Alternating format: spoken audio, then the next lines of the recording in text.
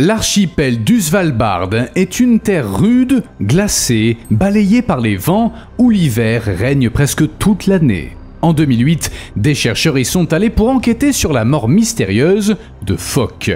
Ils suspectaient des prédateurs locaux, mais il fallait des preuves et ils ont donc procédé à des observations. Collecte de données, tests en laboratoire et travail de terrain, tout ça faisait partie du processus. Mais même ces chercheurs expérimentés ignoraient que leur étude conduirait à une découverte choquante sur le requin le plus mystérieux de l'Arctique. Plus haut sommet ?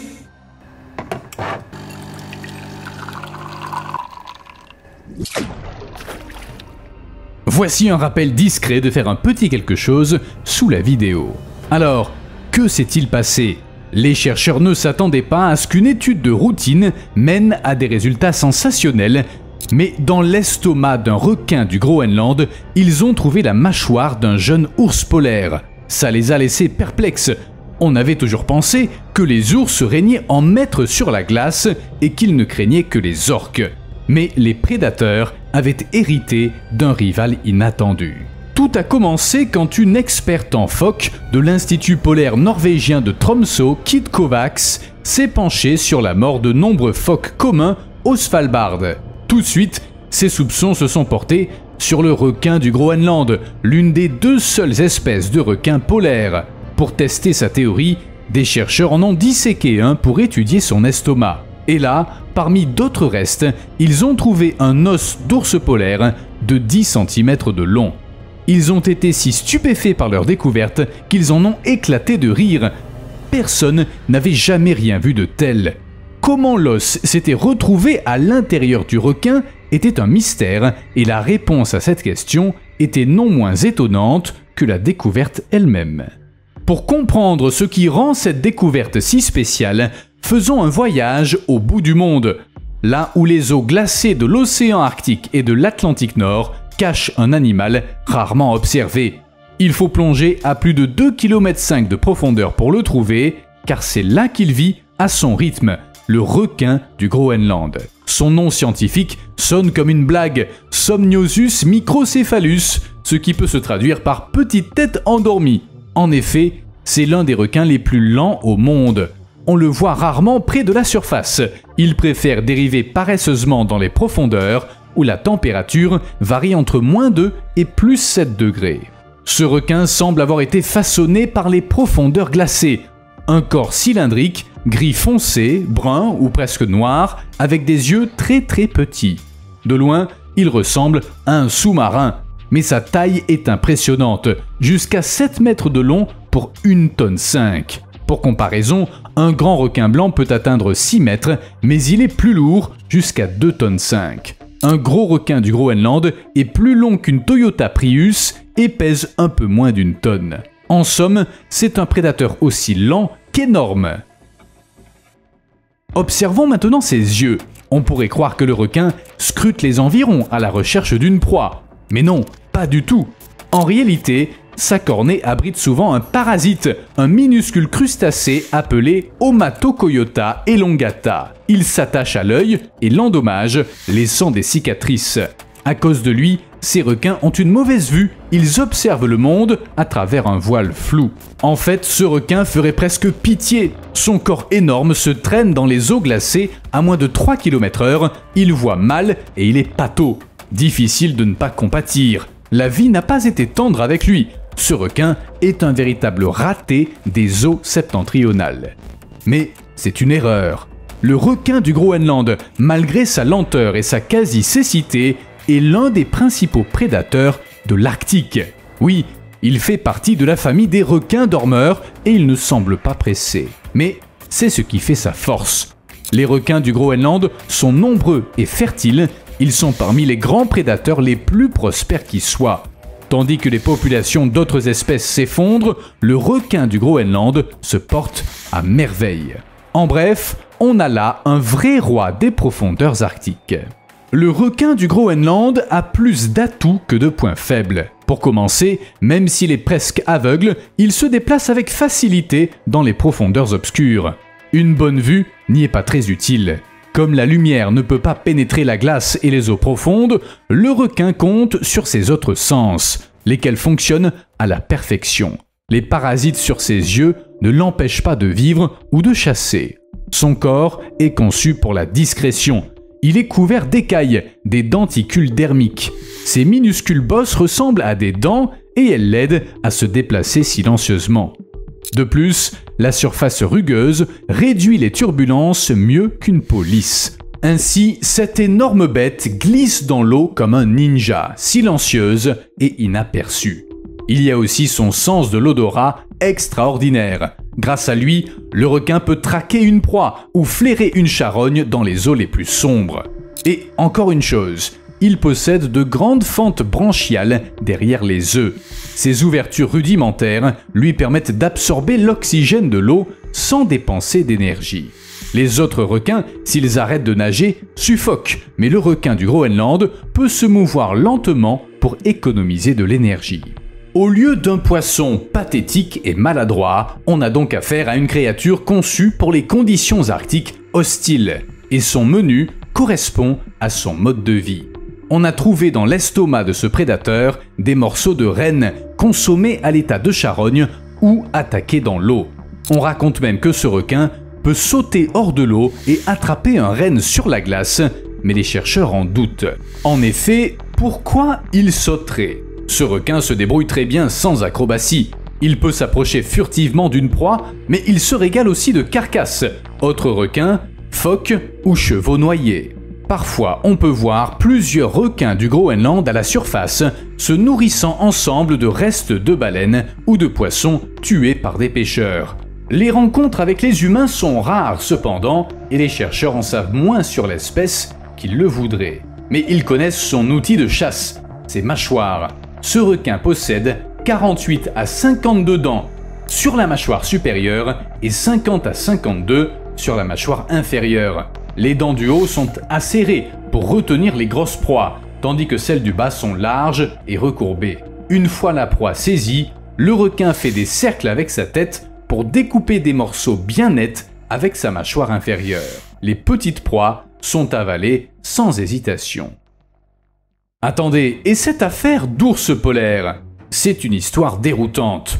En 2008, comme je l'ai déjà dit, des chercheurs ont trouvé la mâchoire d'un jeune ours polaire dans l'estomac d'un requin du Groenland. Et plus tard, en 2014, du tissu musculaire et des morceaux de peau. D'où la question suivante. Ce géant placide pourrait-il vraiment représenter une menace pour un ours polaire? Si on imaginait une bataille marine entre le plus grand prédateur terrestre du monde et un requin du Groenland, la scène serait impressionnante.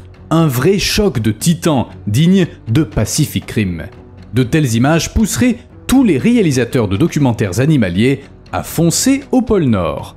Plus sérieusement, la glace polaire fond et les chercheurs pensent que les ours passent de plus en plus de temps dans l'eau, chassant ou se déplaçant entre les icebergs. Ils doivent donc attirer l'attention des gros prédateurs marins. De plus, le réchauffement des eaux fait migrer les gros requins vers le nord, ce qui augmente le risque. Cela dit, un ours polaire est un adversaire très dangereux. Au garrot, un adulte atteint 1 à 1,50 m et dressé sur ses pattes arrière plus de 3 mètres. Il peut nager pendant 10 jours d'affilée, parcourir 687 km sans s'arrêter et atteindre la vitesse de 9,5 km/h, pagayant avec ses pattes avant et utilisant ses pattes arrière comme un gouvernail. En plus de ça, il possède une morsure incroyablement forte, jusqu'à 81 atmosphères. C'est beaucoup. Ses canines peuvent mesurer 5 cm de long, ce qui en fait une véritable machine à tuer. En comparaison, le requin du Groenland semble lent et tranquille. Il se déplace à moins de 3 km/h, bien qu'il puisse accélérer de façon exceptionnelle. On sait peu de choses sur sa morsure, mais elle est assez puissante pour blesser gravement ou même tuer un humain. La conclusion semble évidente. Un requin du Groenland ne fait sans doute pas le poids face à un ours polaire adulte. Sur la terre ferme, il n'a aucune chance. Mais un ours malade, épuisé, somnolent après une longue nage, ou un ourson est plus vulnérable. Ça explique sans doute les restes d'ours polaires trouvés dans l'estomac de requins. Ou peut-être que ces ours étaient déjà morts au moment de la rencontre. Concernant la mâchoire, trouvée en 2008, les chercheurs n'ont pas de réponse définitive, mais les experts en requins pensent que l'ours polaire était déjà mort au moment où il a servi de repas. Après tout, même un jeune ours polaire de 2 ou 3 ans aurait été un adversaire redoutable pour un requin du Groenland. Bref, il s'est retrouvé dans l'eau une fois mort. Je pense pourtant que les ours préfèrent mourir sur Terre, mais c'est que mon avis. Un incident de 2014 le confirme, il s'agissait sans doute d'un cadavre d'ours. Cela dit, on peut pas en être sûr car le requin du Groenland est encore mal connu. Et étant donné que les ours passent de plus en plus de temps dans l'eau, qui sait, peut-être qu'on assistera à des affrontements épiques entre les deux prédateurs. Enfin, les partisans de l'idée que les requins attaquent des ours vivants disposent de certains arguments. Certes, le requin du Groenland vit à 2200 mètres de profondeur, mais la graisse de phoque découverte dans l'estomac de certains individus indique que l'espèce chasse dans des eaux moins profondes. Or, ce géant pâteau s'avère bien plus habile qu'on ne le pensait. Les découvertes du Dr Kovacs et de son groupe montrent que ce requin peut attraper des phoques vivants, des animaux rapides et agiles doués pour l'esquive. Mais c'est prouvé par l'état des restes. Ils sont souvent frais et ne comportent aucun invertébré comme des ophures ou des amphipodes. Ces derniers apparaissent sur les cadavres qui ont été dans l'eau pendant longtemps. C'est pourquoi les chercheurs pensent que ce requin peut attaquer des phoques vivants. Bien sûr, il est lent, mais il peut surprendre ses proies dans leur sommeil. Les phoques arctiques dorment dans l'eau pour éviter les ours polaires, et parfois, ils ont le sommeil si profond qu'un requin pourrait les attraper. Ils ont carrément l'air morts, mais un simple contact les réveille. Pas étonnant que ce requin ait reçu le surnom de tueur au tire-bouchon. Entre 1993 et 2001, 5000 carcasses de phoques mutilées ont été trouvées en Nouvelle-Écosse. Leur peau avait été arrachée en spirale, comme quand on épluche une orange. Mais tout le monde n'est pas d'accord. Jeffrey Gallant, co-directeur d'un groupe canadien qui étudie le requin du Groenland, l'affirme. Ce requin ne peut pas prendre le risque d'une blessure, ni dépenser l'énergie nécessaire pour tuer un animal si grand et si dangereux.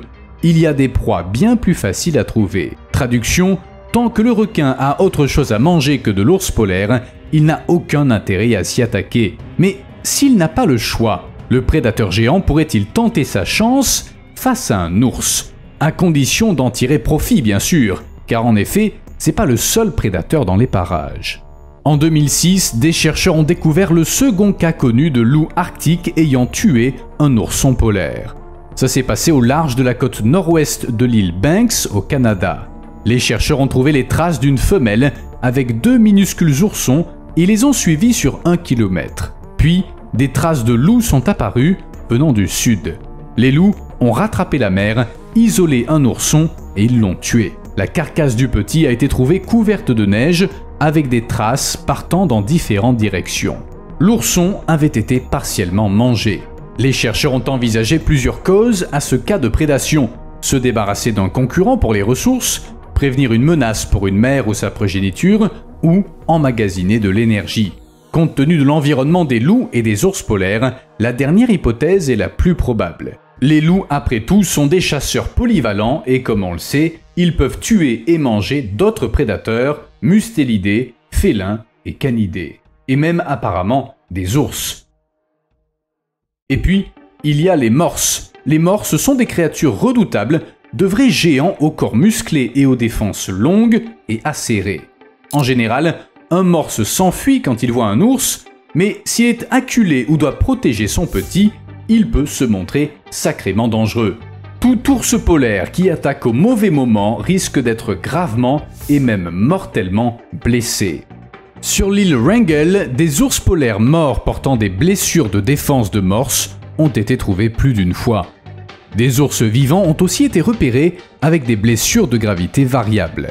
La plupart d'entre eux le savent, attaquer un morse adulte sans raison est suicidaire. Le plus souvent, il suffit que le morse balance ses défenses de façon menaçante et l'ours recule. Dans l'eau, c'est encore plus évident.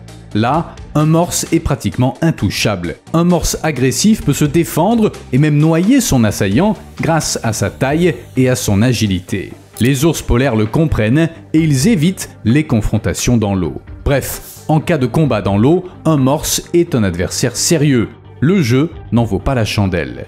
Mais si un ours prend quand même le risque, un requin du Groenland pourrait passer plus tard ramasser les restes. En fait, il pourrait bien l'achever sans l'aide des morses si l'ours est exténué. De plus, parfois un ours polaire se retrouve dans le pétrin tout seul en haute mer. Lors de relevés aériens en septembre 2004, des chercheurs ont repéré 4 carcasses d'ours polaires flottants, sans doute noyés. Les choses étaient claires, nager loin de la côte, surtout quand la couverture de glace est tardive ou fine, peut être mortelle. Comme je l'ai dit, l'ours polaire est un fort nageur qui peut couvrir d'énormes distances. Une femelle portant un collier radio a nagé dans la mer de Beaufort sans arrêt pendant 687 km sur 9 jours, puis elle a continué à se déplacer sur la glace de mer pendant encore 1800 km. Néanmoins, les conditions peuvent être trop extrêmes, même pour un tel champion. Par exemple, des ours polaires près de la ville de Kaktovik se sont noyés pendant une tempête car les hautes vagues étaient trop fortes pour eux. Et de nombreux cas nous sont sans doute inconnus puisque les animaux noyés sont difficiles à repérer et qu'ils peuvent être emportés par les courants au-delà de la zone surveillée. En bref, même le meilleur nageur de l'Arctique peut être piégé par la haute mer et là, encore une fois, un requin du Groenland peut l'attraper. C'est une occasion en or. Au fait, si un ours fort, en bonne santé et pas fatigué rencontrait un requin du Groenland en nageant, pourrait-il l'attaquer? Imaginons que ce soit un jeune requin. Après tout, c'est de la viande. Mais il n'y a aucune preuve que les ours polaires mangent des requins. Et ce choix est facile à expliquer. Le requin du Groenland ne survit pas dans les eaux glacées que grâce à ses talents de ninja et à ses dents acérées. Son corps est immangeable. D'abord, il n'urine pas comme nous. Son urine est absorbée par sa chair et l'urée aide à retenir l'eau et à prévenir la déshydratation dans un environnement salé. Pour les autres poissons marins, maintenir l'équilibre eau-sel demande de l'énergie, mais chez le requin du Groenland, le fort taux d'urée suffit. L'urée déstabilise les protéines. Pour éviter ça, le requin stocke de l'oxyde de triméthylamine dans son corps. Ça annule les effets nocifs de l'urée et ça sert d'antigel, ce qui l'aide à survivre dans l'eau glacée. Et ça améliore sa flottabilité. L'oxyde de triméthylamine se transforme en triméthylamine pendant la digestion. Ce composé toxique peut causer des problèmes intestinaux et il a un effet similaire à l'ingestion d'alcool. De plus, la viande du requin elle sent l'urine tout simplement. It smells like ammonia. Yeah. L'odeur ne dérangerait sans doute pas le prédateur, mais la toxicité de la viande est un argument sérieux. La chair du requin du Groenland est si toxique que les animaux à sang chaud l'évitent. Sa viande est très dangereuse pour les chiens de traîneau, les corbeaux et autres oiseaux. Ainsi, même si ce requin semble lent et facile à attraper, en réalité, il vaut mieux le laisser tranquille. Seul un animal au bout du rouleau tenterait le coup. Par exemple, au sommet de la chaîne alimentaire, le requin du Groenland n'a qu'un rival, le cachalot. On a vu des individus fuyant les clics d'écolocation d'un cachalot en chasse. Après la mort du cachalot en question, les chercheurs ont vu qu'il n'avait plus que des chicots. Ils ont alors réalisé une chose. Le requin du Groenland peut se défendre même contre d'énormes mammifères marins. Les chercheurs n'ont jamais vu de cachalot chasser ce requin, mais il existe des preuves indirectes. Sachant que les cachalots chassent des calmars géants malgré le danger, c'est pas surprenant. Le requin du Groenland est un prédateur qui garde ses distances et ne laisse personne l'avaler. Bon, il est temps pour les humains de faire leur entrée. Les humains, contrairement aux autres animaux, mangent de la viande de requin du Groenland, mais pour ça, elle doit être rendue comestible. La viande crue peut causer diarrhée, vomissements et convulsions, ainsi qu'un effet connu sous le nom d'ivresse du requin. Le processus de préparation est strict et minutieux. La viande est enterrée dans du gravier près du rivage pendant 6 à 12 semaines, afin que, sous le poids des pierres, le liquide soit pressé et que la viande fermente. Puis, on déterre le tout, on laisse sécher les morceaux dehors pendant 4 à 5 mois, on les coupe en cubes, et voilà, ça donne une spécialité islandaise appelée akarl. C'est un plat national au fait. Autrefois, quand la nourriture était rare, les gens mangeaient du requin du Groenland par nécessité, et si la viande était maltraitée, ils devenaient saouls comme s'ils avaient bu de l'alcool fort. Après un tel repas, il leur fallait quelques jours pour récupérer. De nos jours, bien sûr, c'est plus facile, mais la viande conserve un goût particulier. Les gens réagissent au haakarl de différentes façons. Le chef Anthony Bourdain l'a appelé la pire chose, la plus dégoûtante et au pire goût qu'il ait jamais mangé. Gordon Ramsay, après y avoir goûté, l'a recraché.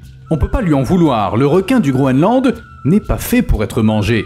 Il est supposé nager dans les eaux froides pendant des siècles. Littéralement, le requin du Groenland est un véritable maître du temps. Il n'atteint la maturité sexuelle qu'à l'âge de 100 ans. Oui, son enfance dure 100 ans. C'est encore plus long que les hobbits. L'âge des poissons osseux est facile à estimer d'après leurs otolithes, leurs pierres d'oreille. Mais les requins ne possèdent que du cartilage, ils n'ont pas de tissu calcifié dur. Les chercheurs ont trouvé un autre moyen, les regarder dans les yeux. Leur cristallin grandit tout au long de leur vie, et plus un requin est vieux, plus il comporte de couches. On peut pas les compter comme les cernes d'un arbre, mais on peut enlever les couches qui se sont formées depuis le noyau embryonnaire et parvenir à un âge. Dans une étude de 2016, l'individu le plus âgé était estimé à 392 ans, avec une marge d'erreur de 120 ans. Cette espèce de requin pourrait donc vivre jusqu'à 512 ans. En théorie, il y a un requin quelque part dans l'océan qui était vivant à l'époque de la Grande Peste à Londres en 1665 et de l'entrée en fonction de George Washington en 1789. Ça fait du requin du Groenland le vertébré à la plus longue durée de vie. Voici une autre chose intéressante. Ce requin ne cesse jamais de grandir. Il n'y a pas de taille adulte moyenne comme chez les animaux qui arrêtent de grandir après un certain âge. Le requin du Groenland grandit sans fin, tant qu'il y a assez de nourriture. Naturellement, cette longévité a une explication, et chez le requin du Groenland, c'est lié à sa façon de vivre. Il grandit incroyablement lentement, moins de 1 cm par an, à cause de ce que George Burgess du Muséum d'histoire naturelle de Floride appelle un métabolisme de souche de pain. Les eaux froides qu'il habite maintiennent sa température corporelle basse, ralentissant son métabolisme et minimisant les dommages aux tissus. Sous la banquise, la température du requin tombe à 1,8 degrés, moins que le point de congélation de l'eau. S'il vivait dans des eaux plus chaudes, son métabolisme serait plus rapide et sa longévité moindre. Bref, c'est au froid qu'il doit sa longévité. Chez la plupart des animaux, le métabolisme ralentit en vieillissant, causant des problèmes de régénération cellulaire et d'accumulation de déchets. Le requin du Groenland n'en souffre pas, son métabolisme est lent depuis le début. C'est ce qui lui permet d'éviter la détérioration au fil des ans et de rester jeune bien plus longtemps que les autres animaux. Même ses organes fonctionnent lentement, son rythme cardiaque n'est que de 8 à 10 battements par minute, l'un des plus bas parmi les vertébrés. Pour comparaison, un cœur humain bat de 60 à 100 fois par minute, presque 10 fois plus vite. Son métabolisme lent signifie aussi que ce requin a besoin de très peu de nourriture. Un requin de 224 kg n'a besoin que de 61 à 193 grammes de poisson ou de viande de mammifères par jour. C'est comme si un homme de 75 kg avait besoin de 30 grammes de nourriture par jour, le quart d'une banane ou un demi-œuf dur. Avec un tel régime, tout humain mourrait rapidement, mais ce requin peut vivre pendant des siècles. Même le cancer n'a aucun pouvoir sur lui. En général, quand un animal vieillit, ses fonctions corporelles déclinent et différentes maladies font des ravages. Mais le requin du Groenland a développé des mécanismes génétiques qui préviennent ces problèmes.